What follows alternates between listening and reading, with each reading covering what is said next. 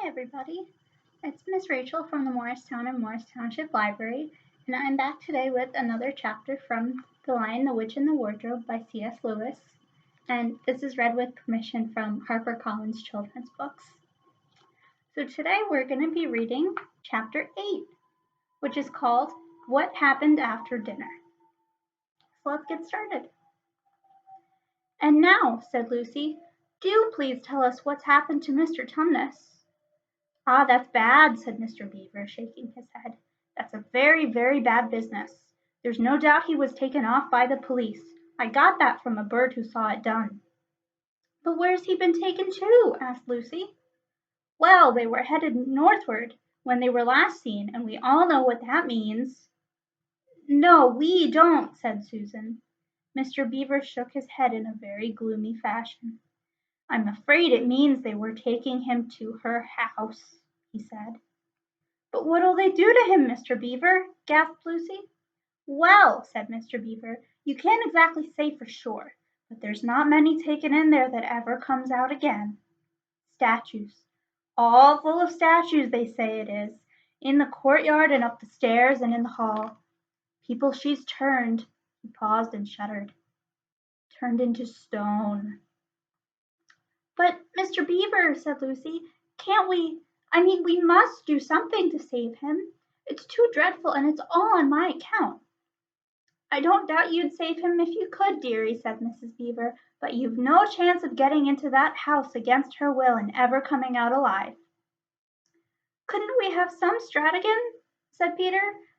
Couldn't we dress up as something, or pretend to be, peddlers or anything, or watch till she was gone out, or, hang it all, there must be some way. This fawn saved my sister at his own risk, Mr. Beaver. We can't just leave him to have that done to him. It's no good, son of Adam, said Mr. Beaver. No good your trying of all people. But now that Aslan is on the move. Oh, yes, tell us about Aslan, said several voices at once.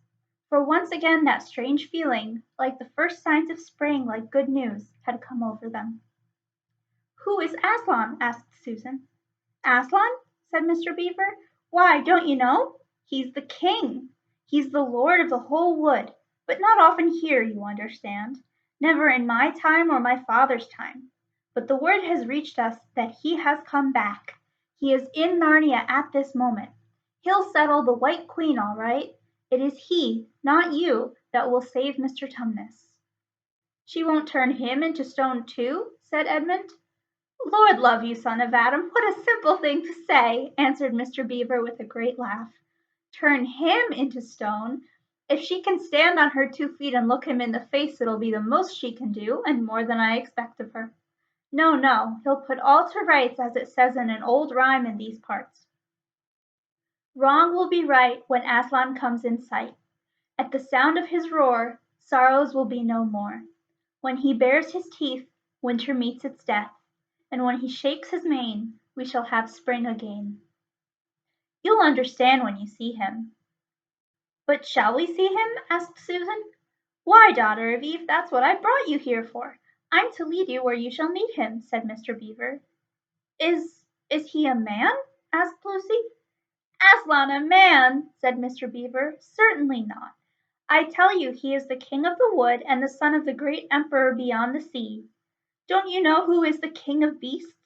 Aslan is a lion, the great lion. Oh, said Susan, I thought he was a man. Is he quite safe? I shall feel rather nervous about meeting a lion. That you will, dearie, and make no mistake, said Mrs. Beaver. If there's anyone who can appear before Aslan without their knees knocking, they're either braver than most, or else just silly. Then he isn't safe? said Lucy. Safe? said Mr. Beaver. Don't you hear what Mrs. Beaver tells you? Who said anything about safe? Of course he isn't safe. But he's good. He's the king, I tell you. I'm longing to see him, said Peter, even if I do feel frightened when it comes to the point. That's right, son of Adam, said Mr. Beaver, bringing his paw down on the table with a crash that made all the cups and saucers rattle. And so you shall. Word has been sent that you are to meet him tomorrow if you can, at the stone table." "Where's that?" said Lucy. "I'll show you," said Mr. Beaver. "It's down the river, a good step from here. I'll take you to it." "But meanwhile, what about poor Mr. Tumnus?" said Lucy. "The quickest way you can help him is by going to meet Aslan," said Mr. Beaver. "Once he's with us, then we can begin doing things. Not that we don't need you too, for that's another of the old rhymes. When Adam's flesh and Adam's bone sits at Cair Paravel enthroned, the evil time will be over and done. So things must be drawing near their end, now he's come, and you've come. We've heard of Aslan coming into these parts before, long ago, nobody can say when, but there's never been any of your race here before." "That's what I don't understand, Mr. Beaver," said Peter. "I mean, isn't the witch herself human?" "She'd like us to believe it," said Mr. Beaver, "and it's on that she bases her claim to be queen. But she's no daughter of Eve. She comes of your father Adam's," here Mr. Beaver bowed, "your father Adam's first wife, her they called Lilith, and she was one of the Jinn. That's what she comes from on one side, and on the other she comes of the giants. No, no, there isn't a drop of real human blood in the witch. That's why she's bad all through, Mr. Beaver." "True enough, Mrs. Beaver," replied he. "There may be two views about humans, meaning no offense to the present company. But there's no two views about things that look like humans and aren't." "I've known good dwarfs," said Mrs. Beaver. "So have I, now you come to speak of it," said her husband, "but precious few, and they were the ones least like men.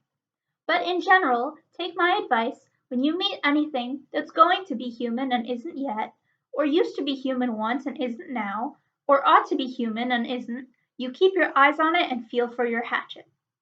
And that's why the witch is always on the lookout for any humans in Narnia. She's been watching for you this many a year, and if she knew there were 4 of you she'd be more dangerous still."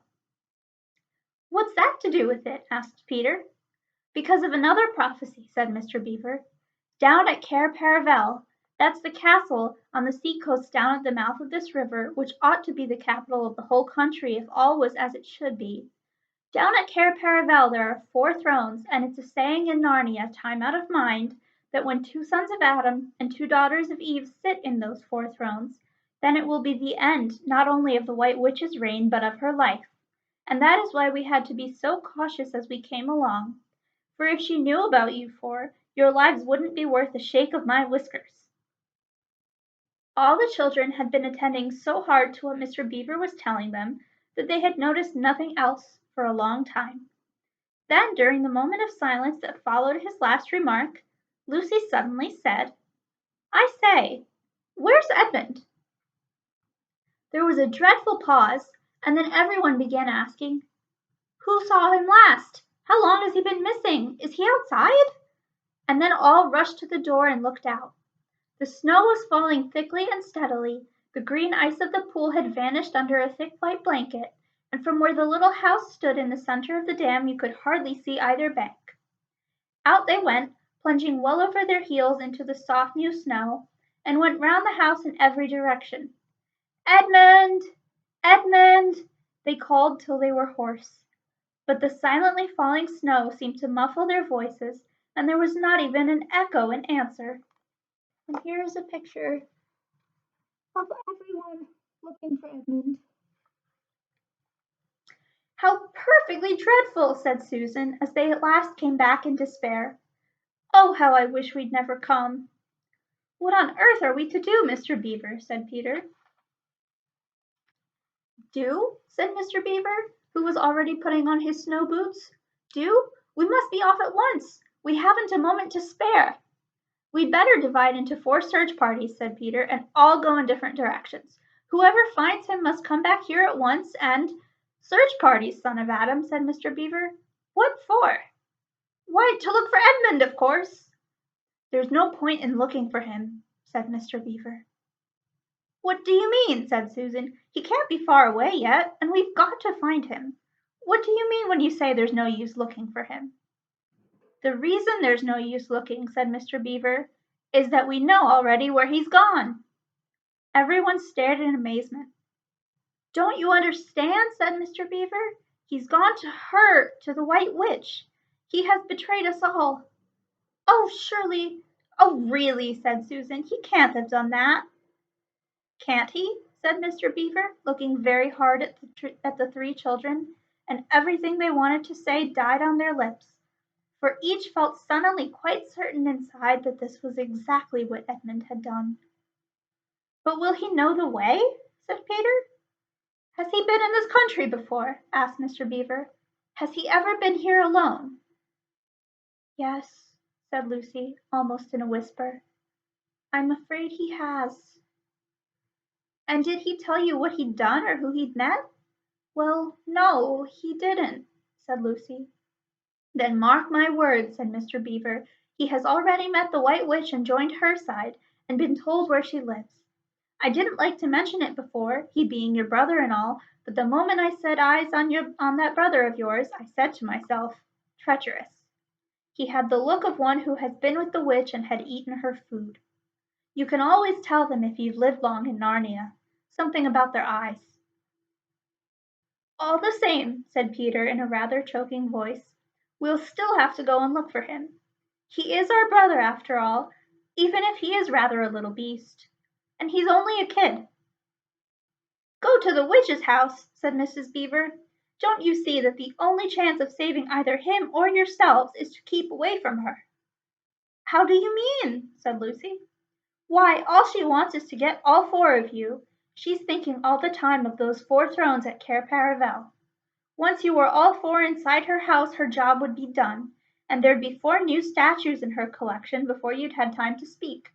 But she'll keep him alive as long as he's the only one she's got, because she'll want to use him as a decoy, as bait to catch the rest of you with. Oh, can no one help us? Wailed Lucy. Only Aslan, said Mr. Beaver. We must go on and meet him. That's our only chance now. It seems to me, my dears, said Mrs. Beaver, that it is very important to know just when he slipped away. How much he can tell her depends on how much he heard. For instance, had we started talking of Aslan before he left? If not, then we may do very well, for she won't know that Aslan has come to Narnia, or that we are meeting him, and will be quite off her guard as far as that is concerned. I don't remember his being here when we were talking about Aslan, began Peter, but Lucy interrupted him. Oh, yes, he was, she said miserably. Don't you remember? It was he who asked whether the witch couldn't turn Aslan into stone, too. So he did, by Jove, said Peter. Just the sort of thing he would say, too. Worse and worse, said Mr. Beaver, and the next thing is this. Was he still here when I told you that the place for meeting Aslan was the stone table? And of course no one knew the answer to this question. Because if he was, continued Mr. Beaver, then she'll simply sledge down in that direction and get between us and the stone table and catch us on our way down. In fact, we shall be cut off from Aslan. But that isn't what she'll do first, said Mrs. Beaver, not if I know her. The moment that Edmund tells her that we're all here, she'll set out to catch us this very night, and if he's been gone about half an hour, she'll be here in about another 20 minutes. You're right, Mrs. Beaver, said her husband. We must all get away from here. There's not a moment to lose. And on that little cliffhanger, we end chapter 8. I hope you guys enjoyed, and I'll see you guys next time for chapter 9. Have a great day, everybody.